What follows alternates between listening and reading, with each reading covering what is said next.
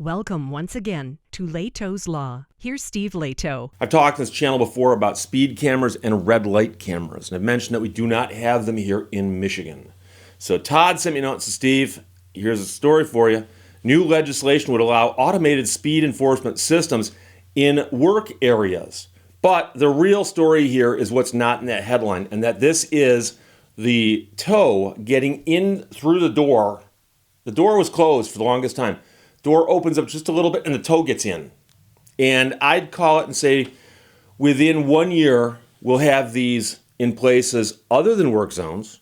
And in 2 years, they'll be everywhere because they just generate revenue. So again, from Michigan Radio, motorists driving in work zones on highways and roads that are under the jurisdiction of the Michigan Department of Transportation could be facing automated speed enforcement systems under two bills that are working their way through the Capitol right now, and it looks like they're probably going to pass.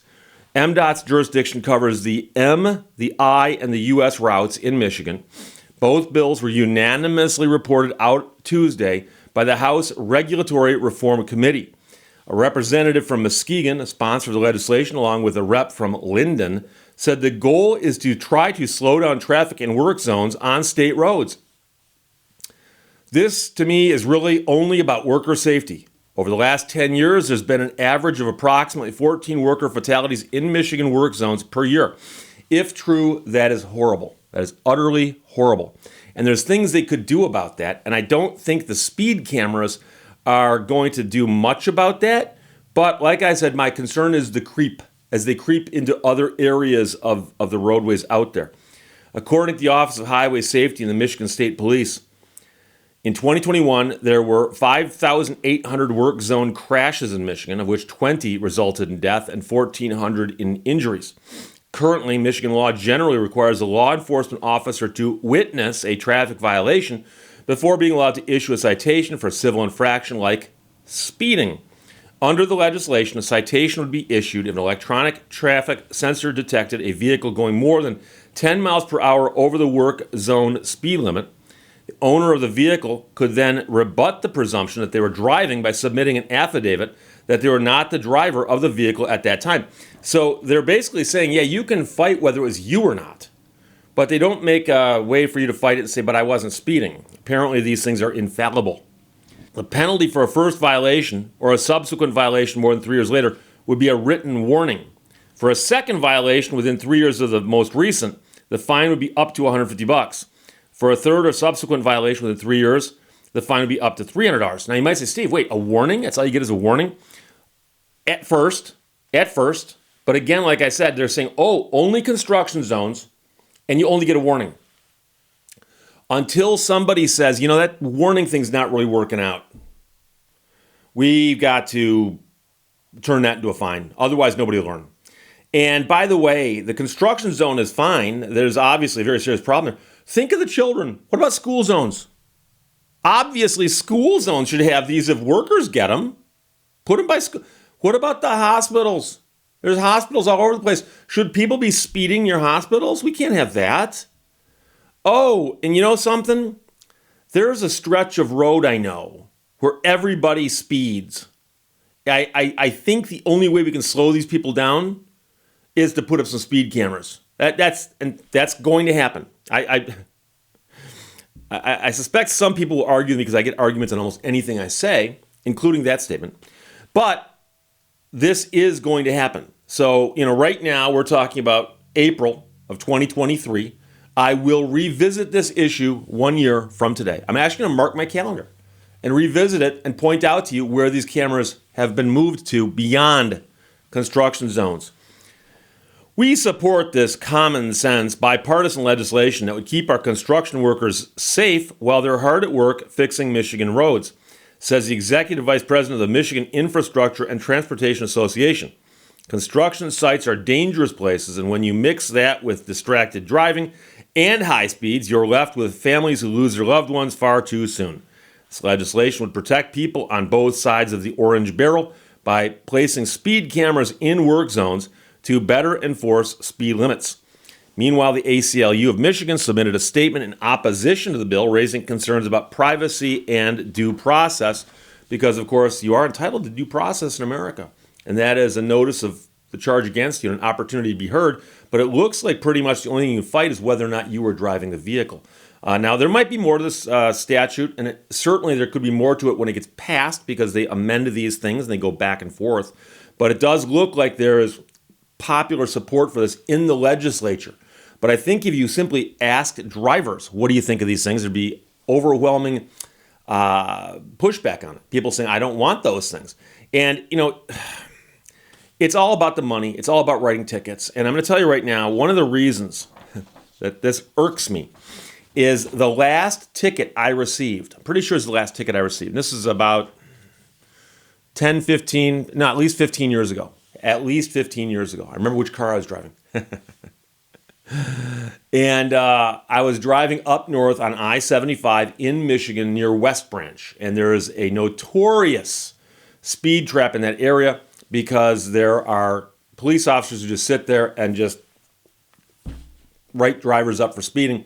And it's a long, boring stretch of I-75, and it's preceded and followed by long, boring stretches on both sides. And I know that for many years, the officer who wrote the most speeding tickets in the state of Michigan was one of the officers writing those tickets in West Branch. I read articles about it, and the guy was very proud of the fact that he'd written more tickets than anybody else in the state of Michigan. Now, I was driving through there one day, and I saw a construction zone. And I slowed down for it, and I saw the sign that said, construction zone, speed limit, when workers present. When workers present, which means that if there's no workers present, if they're not working that day or they're not there yet or they've all gone home for the day, then that speed limit does not apply. So I maintained my speed through the zone, and at the other end, a cop pulls out, pulls me over, he goes, I pulled you over. I go, I have no idea. And he goes, you were speeding. And I go, I didn't think I was because I was doing the speed limit of this road. And he goes, yeah, construction zone. You missed the construction zone. I said, it says when workers present. And he looks at me and he goes, there's workers back there. I go, no, there's not. And he goes, yeah. And he goes back to his car and writes me a ticket. Boom, there you go.